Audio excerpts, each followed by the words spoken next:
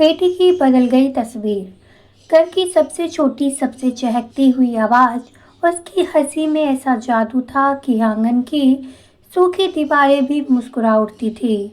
जब वह नंगे पांव घर में दौड़ती तो माँ सुमन की आंखें अपने आप भर आती खुशी से। रूना का जन्म किसी महल में नहीं हुआ था। वह एक साधारण गांव से धनपुर की मिट्टी में पली बड़ी थी। पिता मोहन एक छोटी सी दुकान चलाते थे और माँ सुमन गृहिणी थी। घर छोटा था मगर सपनों से बड़े थे, खासकर रूना के। माँ, मैं बड़ी होकर टीचर बनूंगी, रूना अक्सर कागज पर टेढ़ी मेढ़ी अक्षर बनाते हुए कहती। माँ हंसकर उसके सिर पर हाथ फेर देती। बस जाना मेरी रानी, मेरी बेटी तो सब कुछ बन सकती है। पिता मोहन भी रूना से बहुत प्यार करते थे, लेकिन समाज का डर उसके मन में बैठा रहता था। लोग कहते, लड़की है, ज्यादा पढ़ा लिखा कर क्या करोगे, कल को पढ़ाई घर ही तो जाना है।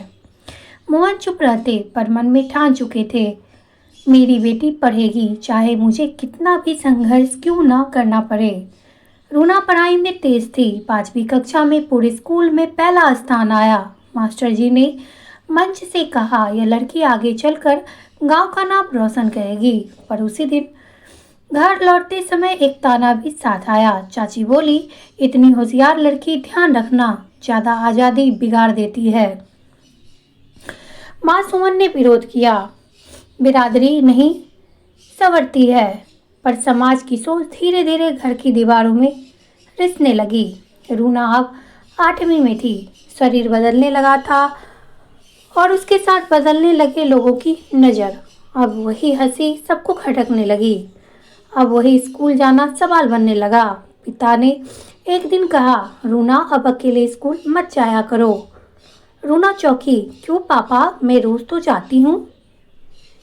पिता के पास जवाब नहीं था, बस डर था, दुनिया का, लोगों का। 10वीं में पहुंचते पहुंचते रूना की दुनिया सिमटने लगी। अब वह खिड़की से बाहर कम देखती, किताबों में ज्यादा। एक दिन स्कूल से लौटते वक्त कुछ लड़कों की पत्तियां उसके कानों में पड़ी। उसने घर आकर कुछ नहीं कहा, बस चुपचाप कमरे में जाकर रो पड़ी। माँ ने पूछा, क्या हुआ रूना? रूना ने सिर हिला दिया, कुछ नहीं माँ। लेकिन उसी दिन उसकी हंसी कहीं खो गई। अब तस्वीर बदल रही थी। वही रूना जो कभी बेफिक्र थी, अब सहमी सहमी रहने लगी। 10वीं के बाद रूना कॉलेज जाना चाहती थी। उसने फॉर्म भी भर लिया था। पर तभी रिश्ते आने लगे। लोग कहने लगे, लड़की बड़ी हो गई है, अब ज्यादा देर मत करो।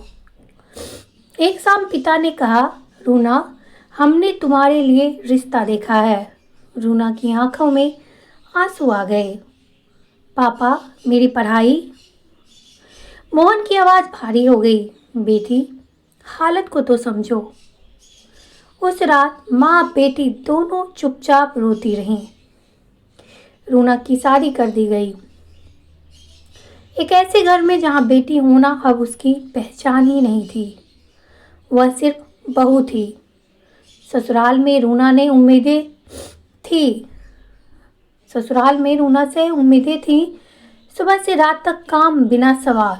उसकी किताबें संदूक में बंद हो गईं और उसके सपने किचन के धुएं में कहीं धुल गए। पति अमन बुरा इंसान नहीं था, पर समाज की सोच ने उसे बांधा हुआ था। औरत का घर यही होता है, वो अक्सर कहता। धीरे धीरे रूना की आंखों की चमक बुझने लगी। आईने में जो चेहरा दिखता वह वही रूना नहीं थी। एक दिन माँ बीमार पड़ी। रूना मायके गई। माँ ने बेटी की बदली हुई हालत देखी, दुबली, चुप, बुझी हुई। माँ ने कांपते हाथों से उसका चेहरा थामा। मेरी रूना, ये क्या हो गया तुझे? रूना पहली बार फूट फूट कर रो पड़ी। सारे दबे हुए दर्द जैसे बाहर आ गए हों। माँ ने उसी दिन ठान लिया, मेरी बेटी की तस्वीर फिर बदलेगी। माँ ने पिता से बात की। पिता की आंखें शर्म से झुक गई। उन्होंने अमन से बात की, लंबी बहस हुई। आखिरकार एक शर्त पर रूना को पढ़ने की अनुमति मिली।